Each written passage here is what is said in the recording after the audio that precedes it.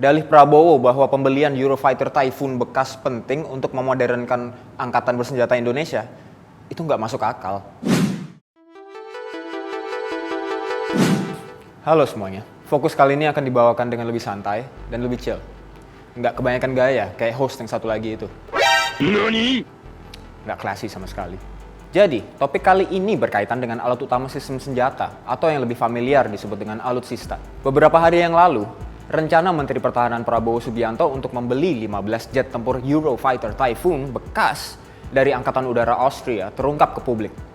Ramai dah jadinya. Proyek ini nggak cuma merugikan, tapi juga menabrak undang-undang. Kita bahas kerugiannya dulu ya. Apa sih ruginya beli jet bekas?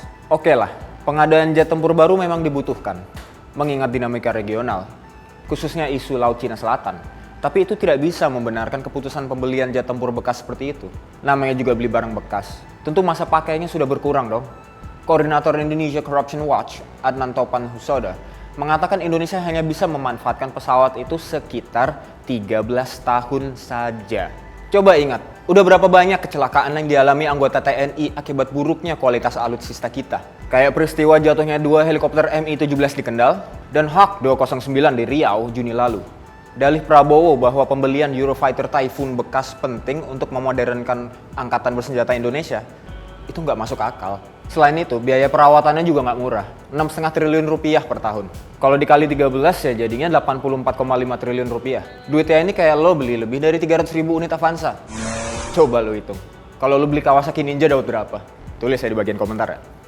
Proses pengadaan dalam sektor pertahanan dinilai rawan korupsi. Government Defense Anti-Corruption Index 2015 menunjukkan bahwa risiko korupsi di sektor militer atau pertahanan di Indonesia masih tergolong tinggi. Kementerian Pertahanan tahun ini mengelola anggaran 131 triliun rupiah. Di tengah pandemi, Prabowo seharusnya lebih bijaksana menggunakan budget di kementeriannya. Nah, sekarang soal dasar hukumnya. Langkah Prabowo ini dinilai mengabaikan amanat Undang-Undang Nomor 16 Tahun 2012 tentang industri pertahanan.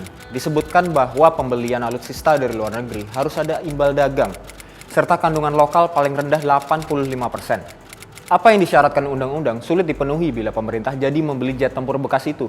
Eurofighter Typhoon dirancang oleh 4 negara Eropa, yakni Inggris, Jerman, Italia, dan Spanyol. Make sense kan? Oh, namanya Eurofighter, bukan Indofighter. Bisa dibayangkan betapa rumitnya proses alih teknologi yang diharuskan undang-undang. Editorial koran Tempo menyatakan, ada 3 hal yang perlu diwaspadai dalam impor pengadaan peralatan militer di masa depan. Pertama, untuk menghindari korupsi, Kemenhan harus mencegah keterlibatan perantara atau pihak ketiga dalam pengadaan peralatan. Yang kedua, publik harus bisa mengakses informasi pengadaan yang dilakukan melalui skema kontrak offset. Ketiga, mendorong proses pengadaan peralatan militer yang kompetitif dengan menolak pengadaan dari satu sumber. Kontrak pengadaan sumber tunggal tersebut dapat menyebabkan risiko rasuah yang sangat besar. Belanja jet tempur bekas merupakan keputusan yang beresiko, baik dari aspek akuntabilitas maupun operasional.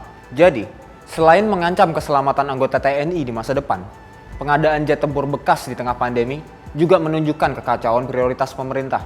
Saya Ricky Nugraha, sampai ketemu lagi di Fokus selanjutnya.